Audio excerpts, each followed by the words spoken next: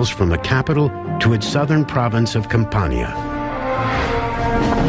To plot the straightest and fastest route down the coast, Roman engineers used a specialized surveying instrument. The Romans relied on the tool called a groma, which was a vertical pole that stood in the ground with a cross on the top, and you could sight along this cross to line up 2 points in a straight line. The big difference with Roman roads and modern roads is that the Romans couldn't survey a corner, so they were all dead straight, and then they would turn a sharp angle and then go dead straight in another direction. The challenge, of course, with building a dead straight road in any direction is that you come to hills and valleys and you have to cross them. So if they had to, then they would cut through the mountains in order to take the road straight through. Once the ideal path was cleared, a broad trench was dug and filled in with sand and boulders to form a solid foundation. Next went a layer of gravel compacted with clay or mortar. The top surface was a layer of thick paving stones angled to allow the water to drain off to the side. The roads were incredibly intimidating. You could look at a road and say, I wonder how long it takes to get a couple of legions, 10,000 guys down this road, right into my backyard. I think I'll think twice about starting any nonsense with Rome. By the time of Julius Caesar's assassination in 44 BC, Rome controlled most of Western Europe and North Africa. It had defeated Carthage a century earlier, making it the Mediterranean world's lone superpower.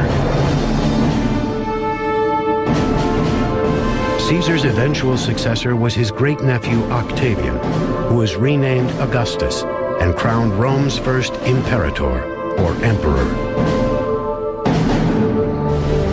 Under Augustus, the Roman road network expanded to reach the farthest corners of the empire. And with the highways paved, it was time to build new destinations. Under Augustus, we can see popping up everywhere Roman-style cities equipped with a forum, with a theater, with an amphitheater, with a basilica, and all of the other markers of what made a Roman city. To the recently conquered natives of the provinces, the new cities were a powerful endorsement of the Roman way of life.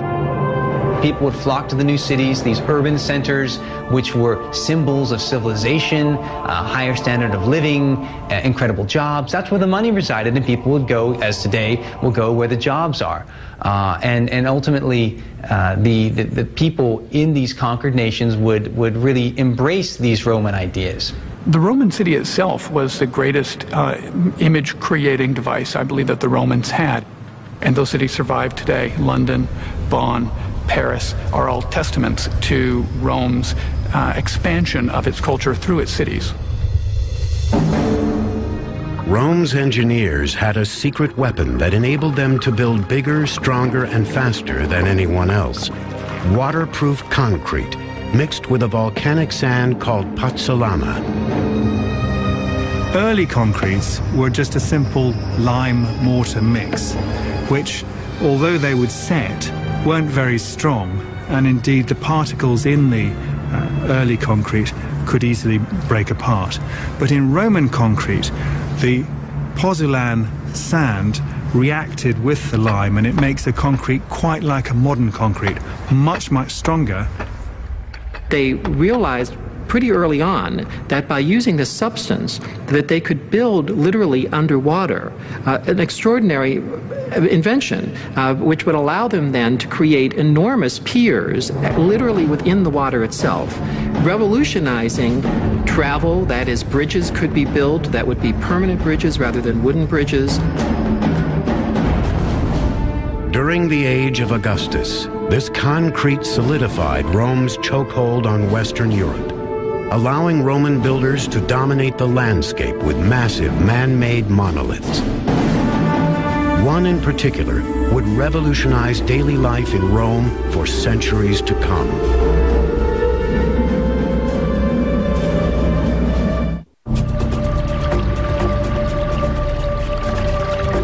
By the 1st century AD, Rome had emerged as Europe's sole superpower.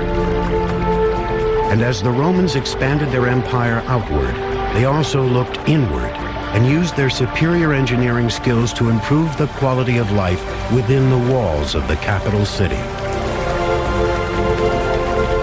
Of all the achievements of Rome's engineers, none were as life-altering as running water. Rome's system of water distribution was a quantum leap to anything which had come before it. In the capital city, 11 aqueduct lines guided a steady stream of fresh water to its citizens, carrying a combined 200 million gallons a day into the city from mountain springs miles away.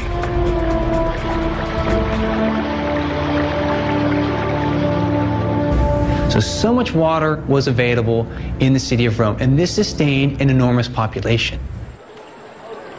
The aqueducts fostered the growth of a new urban culture. With a constant stream of water, up to 1 million people were able to live cleanly and comfortably in the capital city. And it's the water from the aqueducts which can flush out the human filth and keep your city clean. This is another reason why the Romans think that they're superior. It's because they're cleaner than everybody else. No single emperor can claim credit for the success of the aqueducts. They were built over the course of several centuries. But it was the disfigured, stuttering Emperor Claudius who arguably had the greatest impact on Rome's water supply.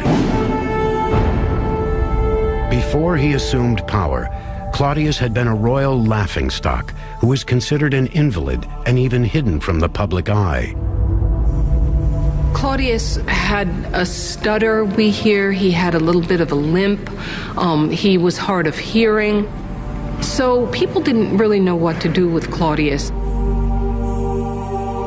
In spite of his shortcomings, Claudius was cunning enough to seize power when an unlikely opportunity presented itself.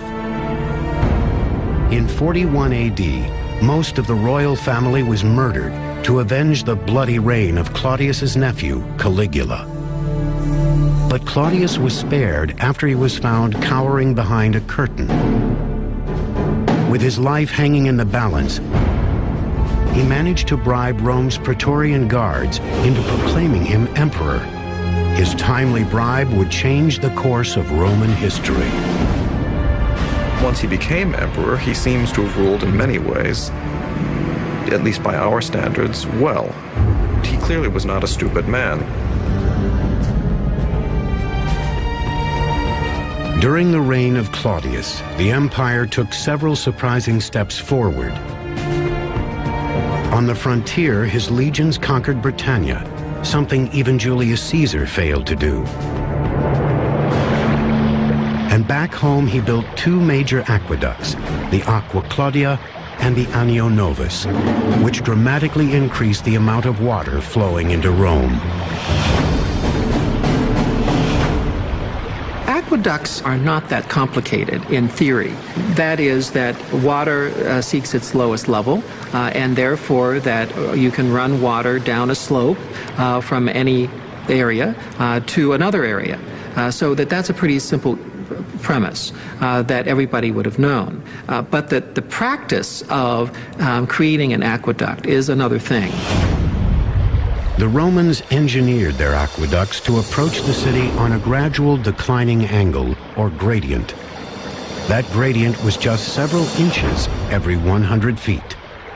The slope of the aqueduct had to be calculated from great distances, 20, 30, sometimes even 40 miles, from the source in the mountains to the cities themselves. That had to be consistent. They couldn't deviate from it, regardless of what the terrain was. To maintain the water's precise descent through high mountains, Roman engineers dug perfectly angled tunnels through them. When the pipelines reached low valleys, they were elevated on stone walls. If the walls needed to be higher than 6.5 feet off the ground, the Romans saved building materials while still adding strength by perfecting an ancient engineering concept, the arch. The arch revolutionized architecture in the ancient world by permitting far greater spans than had been allowable before. They basically changed the spatial conception totally of Roman architecture. Arches were built around a temporary wooden framework that held each stone in place until the keystone was laid in the center. The keystone evenly distributed weight down each side of the arch, allowing builders to stack additional stones above it. Arches are improvement upon building just a straight wall in a variety of means, both in terms of their efficiency and in terms of their strength. The arch, of course, takes much less material to build. Arches are very strong at supporting things like roofs and aqueducts and whatever you want to put on top of them. A 6-mile column of arches carried the Aqua Claudia across the valleys on its way to Rome. The aqueducts would have had a covered roof, but of course if you could take the roof off, you could see the water like an open river coming down towards the city. After reaching the city, each aqueduct emptied into 3 holding tanks. One for the public drinking fountains, a second for the public baths, and a third reserved for the emperor and other wealthy Romans who paid for their own running water, a concept that was well ahead of its time. Basically, every home by the 1st or 2nd century AD of any means had running water. This is astounding, because the entire span of the Middle Ages they didn't have this. With the construction of the Aqua Claudia and the Anio Novus, Emperor Claudius had revitalized Rome's system of water distribution. His public record was one of success, but the choices he made in his private life would ultimately lead to his downfall. The tradition about Claudius is that he was uxorious, that he loved his women and his wives in particular too much, and was subservient to them. He sent shockwaves through the empire when he married his own niece, Agrippina, the conniving sister of Caligula. Agrippina came from a line of ambitious, popular, and powerful women. She was kind of in some ways the Cleopatra of her age. She was headstrong, she was proud, and she was ambitious. She was terribly ambitious. After having been surrounded by emperors her whole life, Agrippina was hungry for her own taste of power. She used all of her physical and political charm to attain it. And once the aging Claudius was under her spell, she used her only son as a means to perpetuate it. Agrippina's main intent in seducing Claudius and becoming the empress was to ensure that her son would accede to the throne. In 50 AD, Agrippina convinced Claudius to name her son from a previous marriage as his heir, instead of his own biological son. 4 years later, Emperor Claudius was dead, poisoned by a mushroom, and his wife's ambition. Overnight, Agrippina had gone from being the wife of one emperor to the mother of another. His name was Nero, a 16-year-old tyrant in training who had engineered disaster.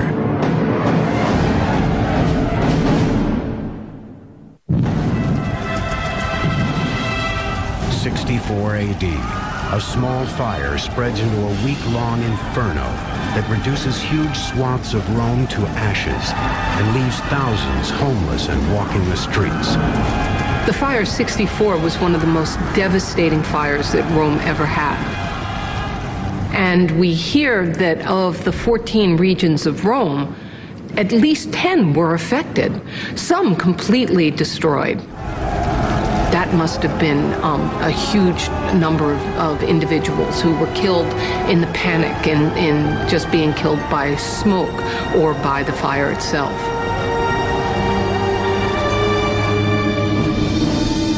Number 1 on the list of arson suspects is the emperor himself.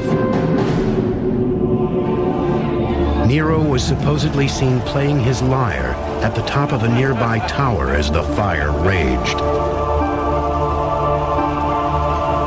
He's said to have looked at the fire as though it were